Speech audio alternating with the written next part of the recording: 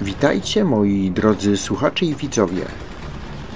Maj 1945 roku. Europa oddycha dymem ruin. Berlin w gruzach. Hitler nie żyje. Trzecia Rzesza kona. W wagonalnym skurczu jeszcze rzuca się. Jeszcze kąsa, jeszcze zabija. Ale to już koniec. Tyle, że wojna nie kończy się jednym rozkazem.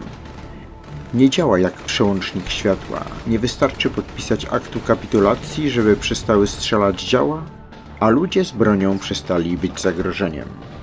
Gdy przestaje działać system, działa strach i chaos. Dziś opowiem wam o zamku Iter. O starciu tak niewiarygodnym, że przypomina scenariusz filmu, ale to wydarzyło się naprawdę. Wehrmacht i amerykańscy żołnierze ramię w ramię walczą przeciwko Waffen-SS. Prawda, że niesamowite? A w środku tej całej koalicji byli francuscy premierzy, ministrowie i generałowie, którzy zamiast dyplomatycznych salonów musieli stanąć za barykadą. Wiosna 1945 roku. Europa wygląda jak jeden wielki gruz. Front zachodni przesuwa się przez Niemcy z prędkością błyskawicy. Amerykanie i Brytyjczycy zdobywają kolejne miasta. Armia Czerwona wbija się klinem przez Odrę i Nysę, naciera na Berlin. 30 kwietnia Hitler odbiera sobie życie w bunkrze pod kancelarią Rzeszy. Władza zostaje przekazana admirałowi Denizowi, ale to już tylko formalność. Państwo niemieckie się rozpada. Dowódcy tracą łączność z jednostkami. Żołnierze gubią się w polach, lasach, wioskach, szukając ucieczki albo kogoś, kto im powie, co robić. Ale nie wszyscy są gotowi się poddawać. W wielu miejscach oddziały Waffen-SS, najbardziej fanatyczne i zindoktrynowane formacje III Rzeszy kontynuują walkę.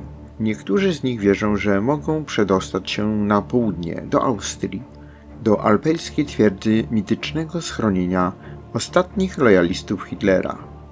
Inni po prostu chcą zabić jak najwięcej, zanim sami zginą. To właśnie tacy ludzie będą przeciwnikami bohaterów naszej opowieści. Zamek Iter, niewielka twierdza w Alpach niedaleko miasteczka Würgl.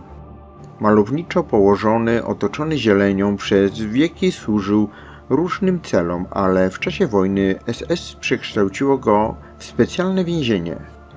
Nie było to typowe miejsce odosobnienia. Zamek Iter to więzienie dla więźniów honorowych, podległych pod jurysdykcję obozu koncentracyjnego w Dachau. Trafili tam ludzie, których Hitler chciał mieć pod ręką jako zakładników do ewentualnych negocjacji. Byli to prominentni Francuzi, elita przedwojennej polityki i wojska. Edward Daladier, premier Francji podczas podpisywania układu monachijskiego. Paul Reynaud, jego następca, który sprzeciwił się kapitulacji. Generał Maxime Vigo, dowódca armii francuskiej w czasie upadku kraju.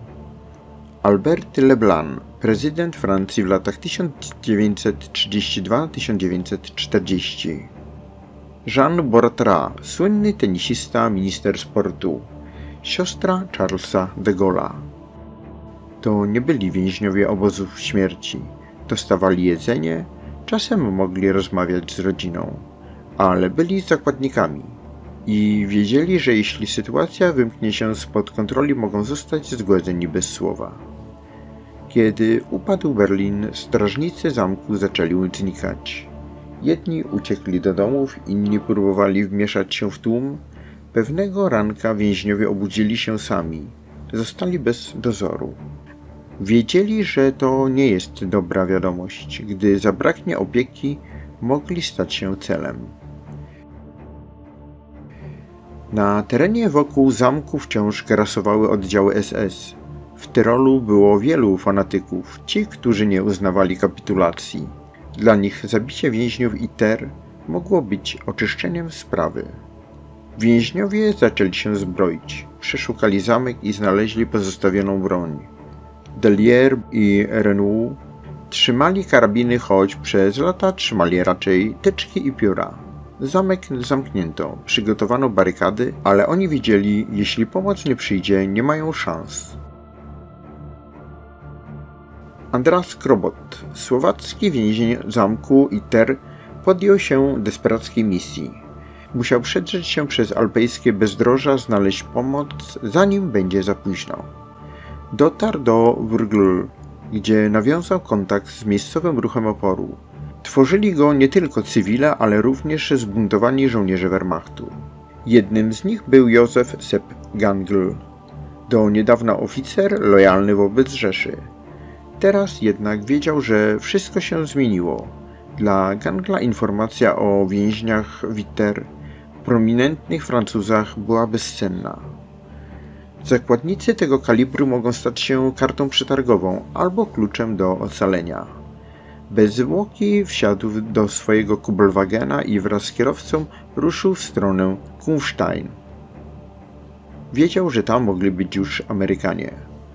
Droga zajęła im niemal godzinę. Po drodze mijali patrole Wehrmachtu, oddziały Waffen-SS, ale mundury oficera Wehrmachtu otwierały przejazdy, nie zadawano pytań. Na obrzeżach Kufstein major i jego kierowca zatrzymali się. Miasto było opuszczone przez siły niemieckie. Gangl wyjął białą flagę i powoli wjechali w głąb miasta. Kilkaset metrów dalej zza narożnika budynku wyłonił się czołg M4 Sherman. Nie minęło wiele czasu, a Gangl został zaprowadzony do dowódcy miejscowego oddziału. Był nim kapitan John C. Lee Jr., oficer pancernego 23 Batalionu. Lee wysłuchał relacji bez mrugnięcia okiem. Prominentni Francuzi, zamek SS w pobliżu. Niewiele trzeba byłoby zrozumieć powagę sytuacji. Nie czekał na rozkazy. Nie pytał przełożonych. Nie zwołał sztabu. Zabrał garstkę ludzi i czołg. Ten sam, który żołnierze nazwali Jenny. I ruszył. Na początku maja 1945 roku, gdy niemieckie oddziały w okolicy zostają rozbite przez Amerykanów i wycofują się w głąb Tyrolu, Gangl postanawia pozostać. Obawia się, że krążące po lasach fanatyczne grupy Waffen-SS dokonują krwawej zemsty na mieszkańcach i dezerterach, którzy otwarcie okazali gotowość do kapitulacji, wywieszając białe flagi i oczekując nadejścia wojsk amerykańskich. Ale w ostatnich dniach wojny, widząc, że nie ma już szans, nawiązał kontakt z austriackim ruchem oporu. Zrozumiał, że SS nie zamierza się poddać i że jeśli coś można jeszcze zrobić dobrego, to zapobiec zbędnemu rozlewowi krwi. Nie był świętym, ale był pragmatykiem. Dla siebie i swojej jednostki dołączył do Amerykanów. Stanął po drugiej stronie barykady. Do zamku ITER dociera wspólny oddział, kilkunastu Amerykanów, kilku Niemców, czołg i francuscy politycy z karabinami. W sumie 16 żołnierzy z 12 Dywizji Piechoty USA, 13 żołnierzy Wehrmachtu, jeden dezerter z Waffen-SS. 5 maja 1945 roku. O świcie zaczyna się oblężenie. 17. Dywizja Grenadierów Pancernych Waffen-SS, około 100-150 ludzi otacza zamek. Strzelają z lasu, próbują podpalić zabudowania. Niemcy dysponują działem przeciwlotniczym kaliber 88. To ono właśnie prawdopodobnie oddaje salwę w kierunku amerykańskiego czołgu. Czołg Jenny zostaje unieruchomiony. Trwa wymiana ognia. W zamku desperaci, wielu z nich pierwszy raz w życiu bierze udział w prawdziwej walce. Francuscy generałowie, ministrowie, sportowcy, każdy z nich ma broń, każdy walczy, choć nikt z nich nie był szkolony do obrony średniowiecznej warowni. Major Gangl osłania Renaud, ginie od snajperskiego strzału. To nie patetyczna śmierć, to ironia. Oficer Wehrmachtu ginie ratując francuskiego premiera. Ale w tej wojnie nie ma już bohaterów i zdrajców. Są tylko ci, którzy jeszcze próbują zachować człowieczeństwo. Około godziny 14 do zamku dociera odsiecz. Oddział 142 Pułku Piechoty Amerykańskiej. SS-mani rzucają się do ucieczki. Niektórzy giną, inni znikają w lesie. Zamek zostaje odbity. Więźniowie wolni. W raporcie wojskowym kapitan Lee napisał: obrona zamku z udziałem majora Gangla oraz personelu niemieckiego okazała się kluczowa. Poległ Gangl, został pochowany z honorami. Po wojnie Józef Gangl został uznany za bohatera, ale pamięć o nim zawsze będzie niejednoznaczna. Nie był antyfaszystą. Nie był bojownikiem o wolność. Był człowiekiem, który podjął decyzję. Taką, która ocaliła życie. Zamek Iter to nie był bastion bohaterskiej walki. To była scena, na której Europa pokazała ostatnie podrygi wojennego szaleństwa.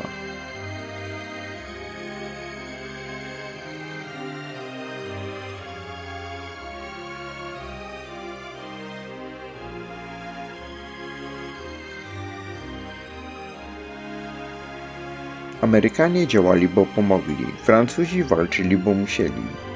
Niemcy ratowali się jak umieli. Nie z przyjaźni, nie z braterstwa, ale z konieczności. I to właśnie czyni tę historię tak poruszającą. To wydarzenie było tak niesamowite, że współcześnie zespół Sabaton napisał utwór o tym wydarzeniu pod tytułem The Last Battle. Jeśli podobała Ci się ta opowieść, zostaw komentarz, udostępnij, subskrybuj kanał. Ale jeśli znasz inne takie historie, napisz. Może kolejne odcinki powstaną właśnie dzięki Tobie. Bo historia to nie bajka.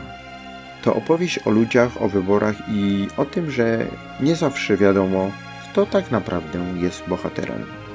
Zachęcam do wsparcia mojej pracy nad rozwojem podcastów. Do usłyszenia w kolejnym odcinku.